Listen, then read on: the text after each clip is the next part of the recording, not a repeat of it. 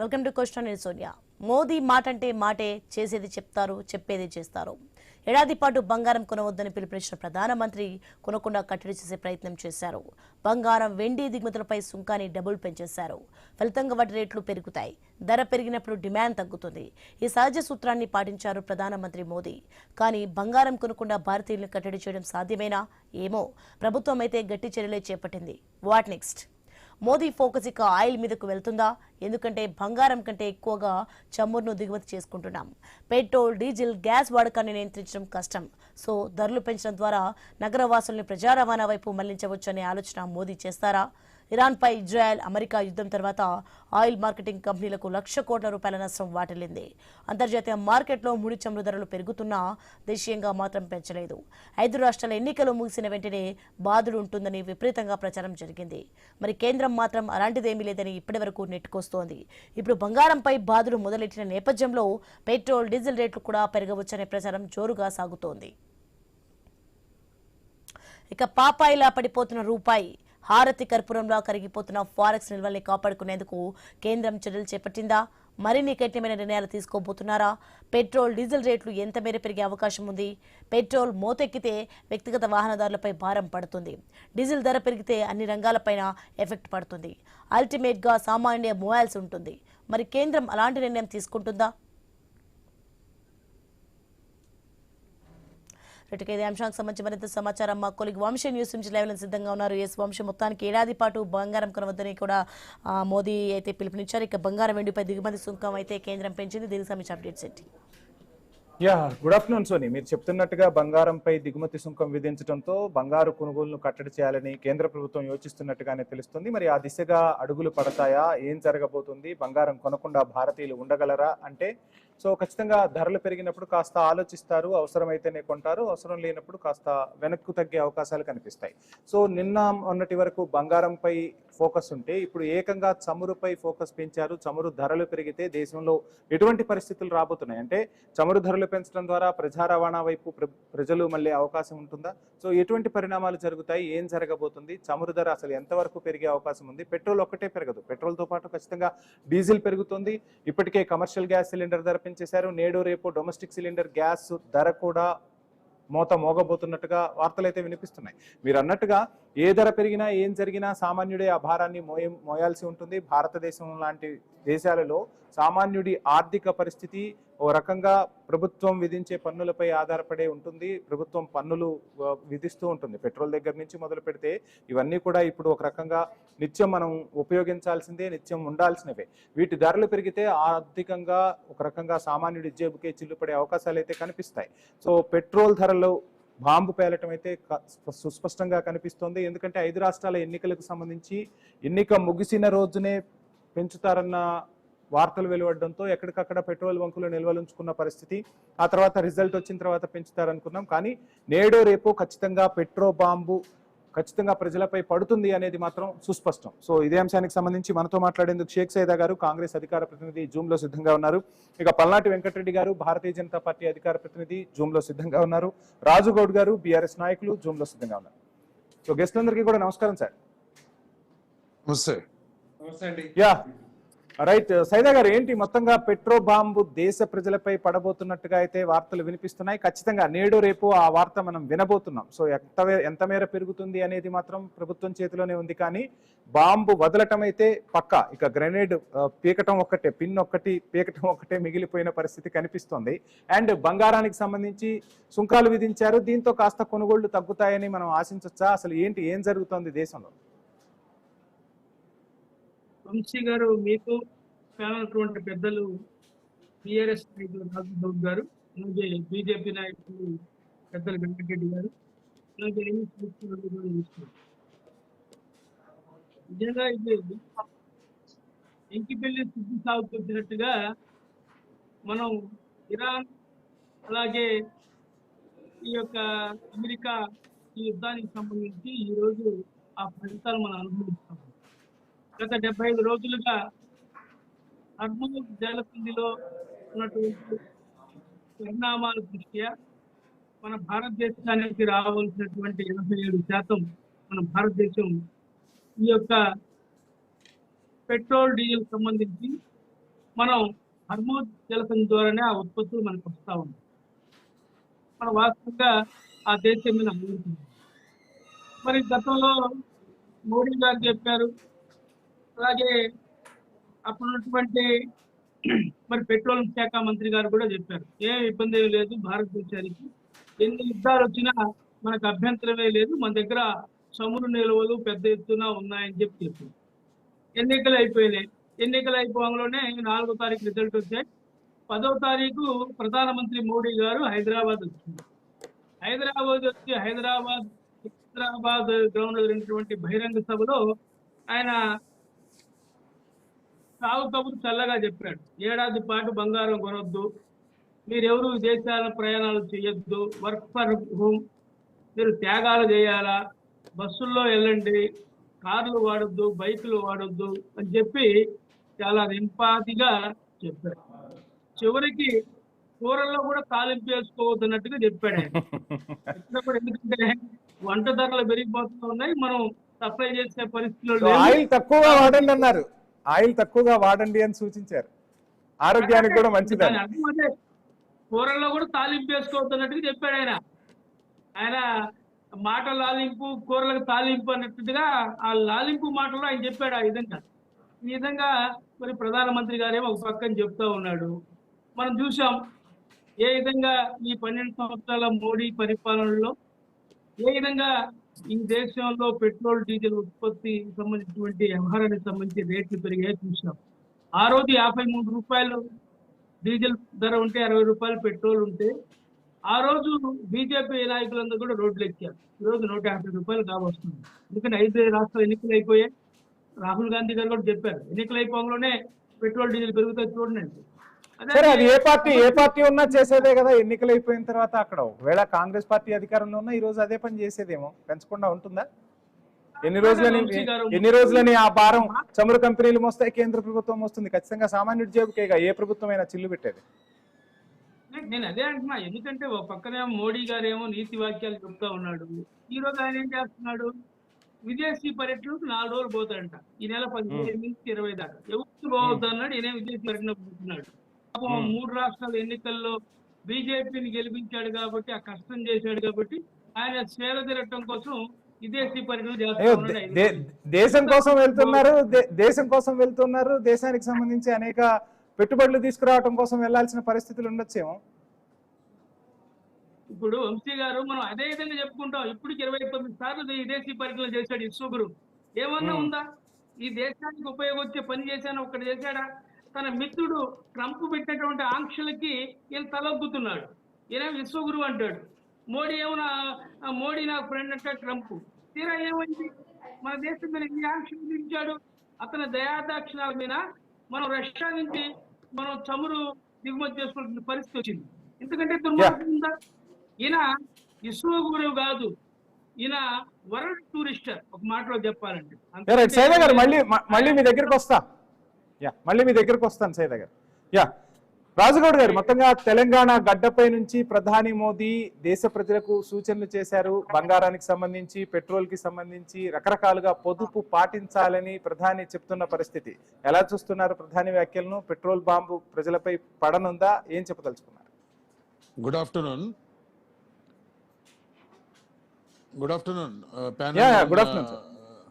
సోదరులందరికీ.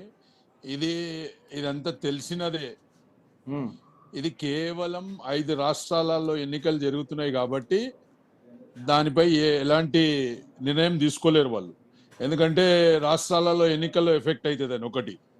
రెండోది, అసలు మన డిప్లొమసీ అనేది తప్పు. ఎవరో యుద్ధాలు చేస్తుంటే దాంట్లో దూరి అనవసరంగా ఈరోజు మనకి ఇరాన్ తోటి కానీ మిగతా దేశాలతో కానీ మనకి ఇబ్బంది జరుగుతుంది. ఏ విధంగా అయితే మోడీ ట్రంప్ గారు ఆడిస్తున్నారో ఆ విధంగా ఆడుతున్న సంగతి ఈ దేశ ప్రజలకు, ప్రపంచానికి మొత్తం మీద తెలిసిపోయింది. నువ్వు 1 నెల రష్యా నుంచి కొనాలి, మళ్ళీ అదే విధంగా తర్వాత మేము చెప్పినట్లే వినాలి, సింధూర్ ఆపరేషన్లో మేమే సీజ్ ఫైర్ చేయించినాం. ఇవన్నీ వింటుంటే ఏమనిపిస్తుందంటే మనము కీలు బొమ్మ లెక్క అయిపోయినాం ప్రపంచంలో సరే భారతదేశం సరే ఉంటే. సరే అంటే సరే ఈ- రాజుగౌడ్ గారు ఇవన్నీ వస్తున్నా, విమర్శలు వస్తున్నా. ఎప్పుడు వస్తున్నా, ఈ దానికి రాజకీయ వస్తున్నా. విమర్శలు ఉండేవి. ఇప్పుడు దేశం ఒక రకంగా లే, లే, లే, చూస్తే దేశం, లే, లే. మన భారత్ ఒక్కటే కాదు, చాలా దేశాలు కూడా పొదుపు మంత్రం పాటిస్తున్నాయి. 45 దేశాలు ఇప్పుడు ఈ పొదుపును పాటిస్తున్నాయి. మన పక్కనున్న శ్రీలంక, బంగ్లాదేశ్, పాకిస్తానే కాదు, ఆస్ట్రేలియా కూడా పొదుపు మంత్రాన్ని పాటిస్తుంది. ఓకే ఓకే, మంచిదే అండి. ఇంతకు ముందు కూడా గతంలో కూడా అప్పుడు ఇందిరాగాంధీ గారు ఉన్నప్పుడు కూడా ఇదే పరిస్థితి ఏర్పడ్డది. ఆ రోజు కూడా ప్రజలతోటి ఇదే కోరుకున్నాం. కానీ ఆ పరిస్థితి వేరు, ఈ పరిస్థితి కోరి తెచ్చుకున్నాం మనం. ఈ పరిస్థితి కోరికొని తెచ్చుకున్నాం. మన డిప్లొమాసీ కరెక్ట్ లేకపోవడం వల్ల మనకి ఈరోజు ఈ పరిస్థితి వచ్చింది. మరి మీరు అన్ని నీతులు చెప్తున్నారు కదా, మళ్ళీ మీరు పెట్రోల్ తక్కువ వాడండి, వర్క్ ఫ్రమ్ హోము, గోల్డ్ కొనకుండా అంటారు కదా. మళ్ళీ నిన్న అస్సాంలో కానీ, మొన్న రాజస్థాన్లో కానీ, మరి మొన్న టెంపుల్ కాడ కానీ కొన్ని వందల బండ్లు వేసుకొని మీరు రోడ్ షో చేసినప్పుడు మీరు ఏం సందేశం ఇస్తున్నారు ప్రజలకు? అంటే మీరు చేస్తే మీరు ఏమన్నా చేయొచ్చు కానీ ప్రజలు మాత్రం మీరు చెప్పింది వినాలి. ఇది తినరాదు, ఇది దొడకోరాదు, ఇట్లా ఉండాలి. ఇది ఏమైందంటే మోడీ గవర్నమెంట్ అంటే ట్విస్టుల గవర్నమెంట్ అయింది. ఏ రాత్రిలో ఎప్పుడు వస్తాడో నోటుబందీ అంటాడో తెలియదు, ఏ రాత్రిలో ఎప్పుడు వస్తాడో భారత్ బంద్ అని చెప్తే తెలియదు, ఏ రాత్రిలో వచ్చి ఈరోజు మీరు గోల్డ్ కొనకుండి అంటే గోల్డ్ కొనరా? ఆల్రెడీ మీ ప్రభుత్వం వచ్చినాక డీజిల్ రేట్లు పెరిగిపోయినాయి 65 సార్లు, పెట్రోల్ రేట్లు పెరిగిపోయినాయి. అదే విధంగా బంగారం అనేది అసలు సామాన్యునికి, మధ్యతరగతికి అందే స్థాయిలో లేదు అది. మరి ఈరోజు మళ్ళీ మీరు చెప్పి మరి ఈరోజు ఎవరైతే బంగారం వ్యాపారులు ఉన్నారో వాళ్ళందరినీ ఈరోజు 3-4 కోట్ల మంది రోడ్ల మీద పడే పరిస్థితి ఉన్నది ఈరోజు. సరే, ఇవన్నీ కూడా మన దేశం కోసం మనం అందరం కూడా కలిసి కట్టుగా ఒకటే విధంగా అందరం కూడా ఉండే ప్రయత్నం చేయాలి. కానీ నేనేమంటున్నానంటే ఇప్పుడు ఈడ ఉన్న ప్రతిపక్షాలు ఫస్ట్ అట్టర్ ఫ్లాప్ అయిపోయినాయి ఈ దేశంలో.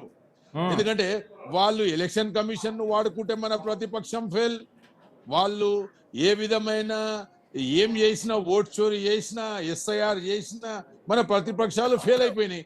కాబట్టి మోడీ ఆడిందే ఆట, పాడిందే పాట. ప్రతిపక్షంలో బీఆర్ఎస్ కూడా ఉందా? ప్రతిపక్షంలో బీఆర్ఎస్ ఏం ఈ హైదరాబాద్ తెలంగాణ వరకు మేము అన్ని విధాలుగా పోరాడుతూనే ఉన్నామా 2 పార్టీలతోటి.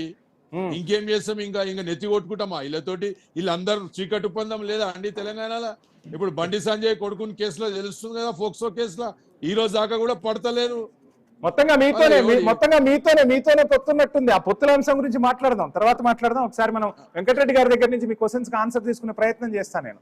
వెంకటరెడ్డి గారు, సో మొత్తంగా పొదుపు మంత్రం పాటించాలని ప్రధాని చెప్తూ ఉన్నారు. దేశ ప్రజలందరూ కూడా సరే పరిస్థితులు చూస్తున్నాం, ప్రపంచవ్యాప్తంగా ఎటువంటి పరిస్థితులు ఉన్నాయో ఆ పొదుపు వైపు మళ్ళాలి అంటే ఇప్పుడు రాజుగౌడ్ గారు చెప్పినట్టుగా, సైదా గారు చెప్తున్నట్టుగా, ఇప్పుడు ఒక జర్నలిస్ట్ గా కాకుండా ఒక సామాన్య ప్రజలుగా నేను కూడా మిమ్మల్ని ప్రశ్నిస్తున్నా.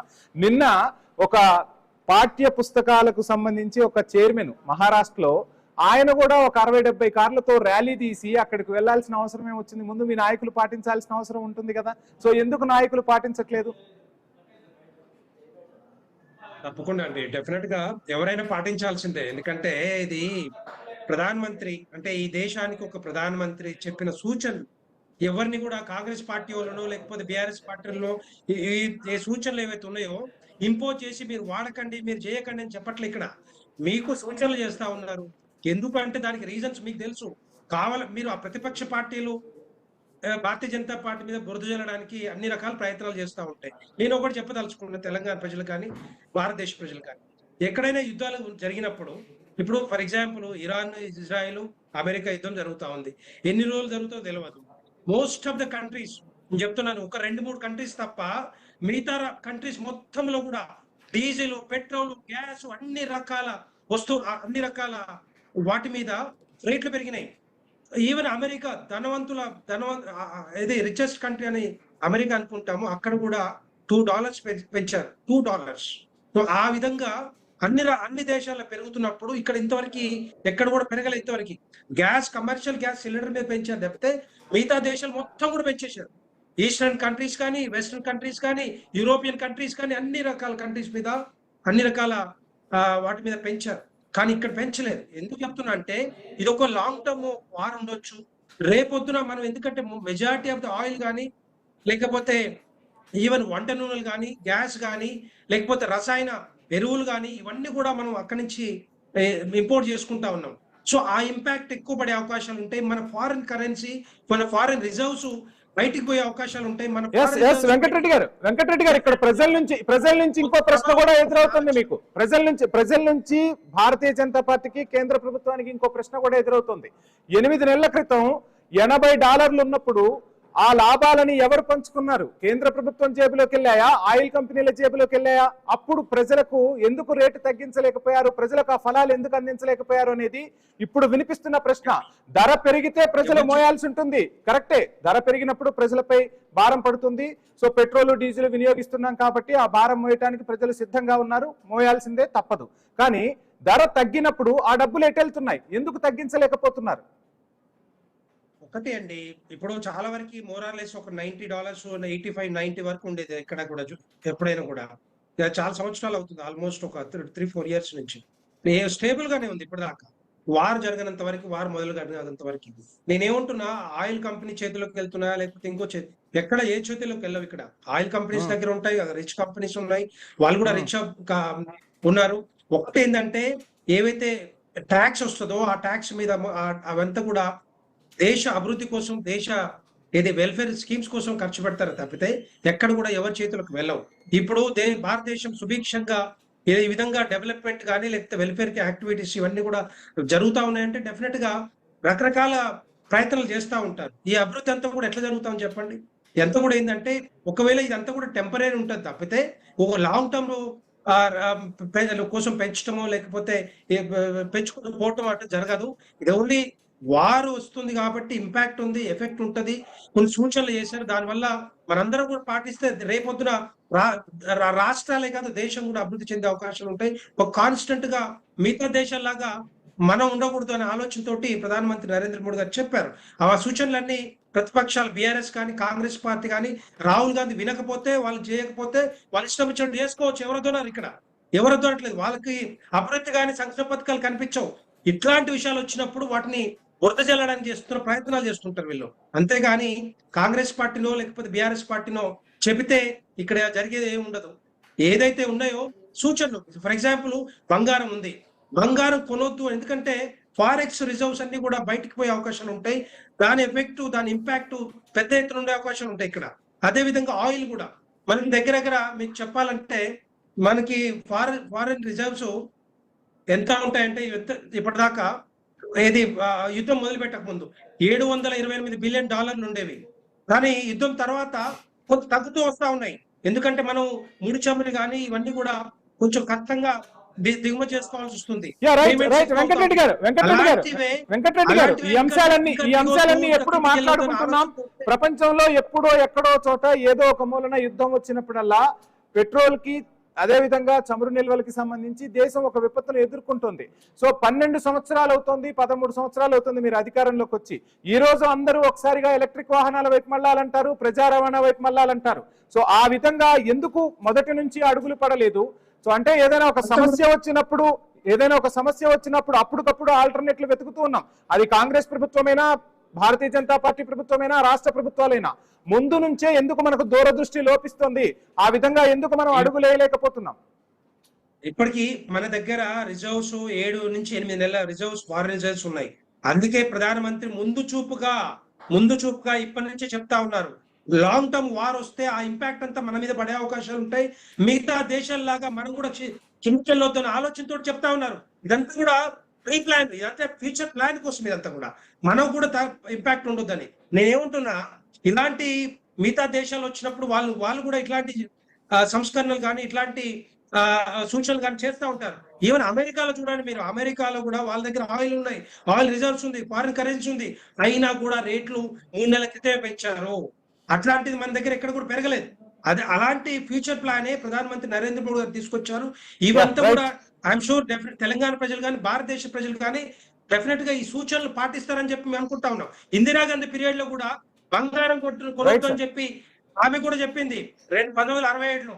తర్వాత స్టెరిలైజేషన్ చేసుకోవాలి. ఇది తర్వాత మన్మోహన్ సింగ్ గారు ఉన్నప్పుడు కూడా బెల్ట్ టైట్ గా పెట్టుకోవాలి, అంటే ఎక్కువ తినొద్దు, తగ్గించాలని చెప్పి ఆలోచన ప్రధానమంత్రి నెహ్రూ గారి దగ్గర నుంచి, నెహ్రూ గారు, ఇందిరా గారు, మన్మోహన్ సింగ్ గారు వీళ్ళు ఆ ప్రధానమంత్రి ఉన్నప్పుడు రకరకాల సూచనలు చేశారు. ఇప్పుడే వీళ్ళు ఏమంటున్నారు కాంగ్రెస్ పార్టీ వాళ్ళకి అవన్నీ కనపడట్లేదు. ఓన్లీ ప్రధానమంత్రి నరేంద్ర మోదీ గారు చెప్పిందే వెనక్కి వెళ్ళి చూడమని చెప్పండి. మీకు చూసుకోమని చెప్పండి. వెంకటరెడ్డి గారు ఆన్సర్ తీసుకుంటారు. ఏంటి సైదా గారు, అసలు మొదలు పెట్టిందే మీరు, మీ ఇందిరాగాంధీ దగ్గర నుంచి, నెహ్రూ దగ్గర నుంచి, కనీసం మోడీ పెట్రోల్ డీజిల్ కి సంబంధించి పొదుపు పాటించమంటున్నారు, కానీ అసలు మీరు ఆహారం గురించి కూడా పొదుపు పాటించమని చెప్పిన సందర్భాలు ఉన్నాయంటున్నారు. ఏం ఆన్సర్ చేస్తారు?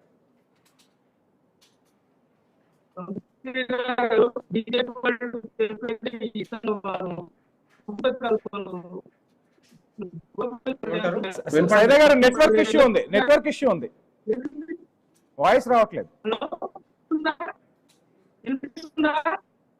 లేదు సార్ కట్ అవుతుంది.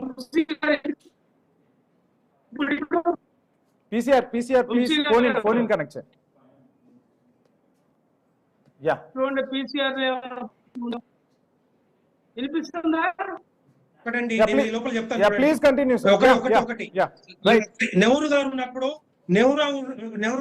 ప్రధానమంత్రిగా రైస్ తినొద్దు, మీల్స్ ఏది స్కిప్ చేయమని చెప్పిండు, వన్స్ ఇన్ వీక్ స్కిప్ చేయాలి, ఫాస్టింగ్ ఉండాలని చెప్పిండు.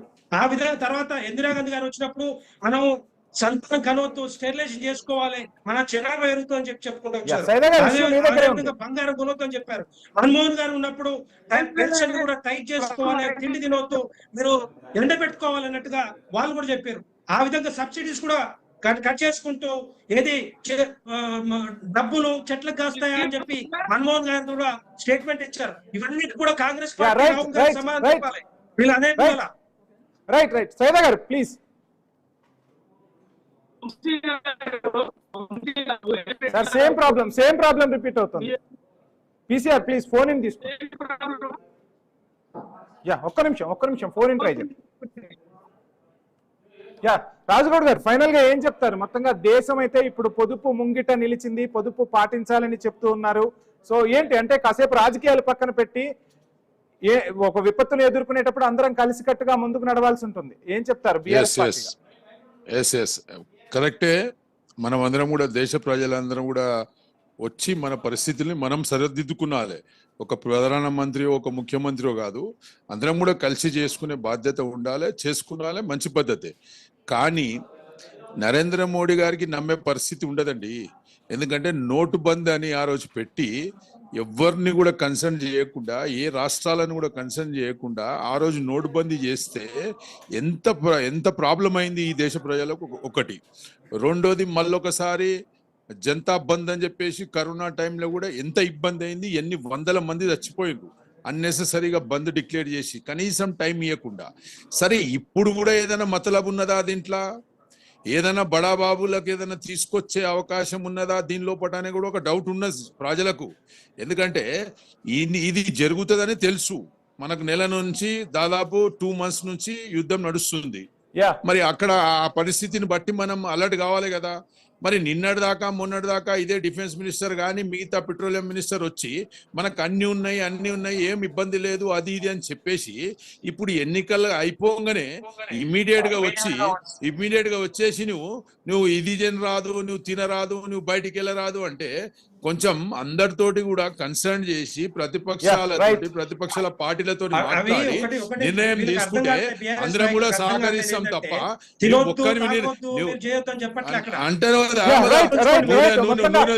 రాజకీయ విమర్శలు కాదు.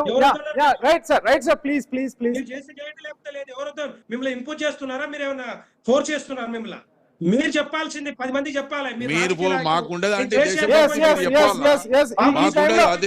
అందరం కలిసికట్టుగా నడవాల్సిన కలిసికట్టుగా కానీ మీకు నమ్మే ఎందుకంటే ఎందుకు మీరు క్రూడ్ ఆయిల్ తక్కువ ఉన్నప్పుడు మీరు ప్రజలకు పెట్రోల్ తగ్గించి రండి. ఈరోజు పెరిగింది అంటారు. రాజకీయ విమర్శలు కాదు, ప్రజలకు న్యాయం చేసేలా రాజకీయ పార్టీలు నిర్ణయాలు తీసుకోవాల్సిన అవసరం ఉంటుంది. ఒక విపత్తు వచ్చినప్పుడు రాజకీయాలను పక్కన పెట్టి దేశ ప్రయోజనాల కోసం అందరూ కలిసికట్టుగా నడవాల్సిన అవసరం అయితే ఉంది.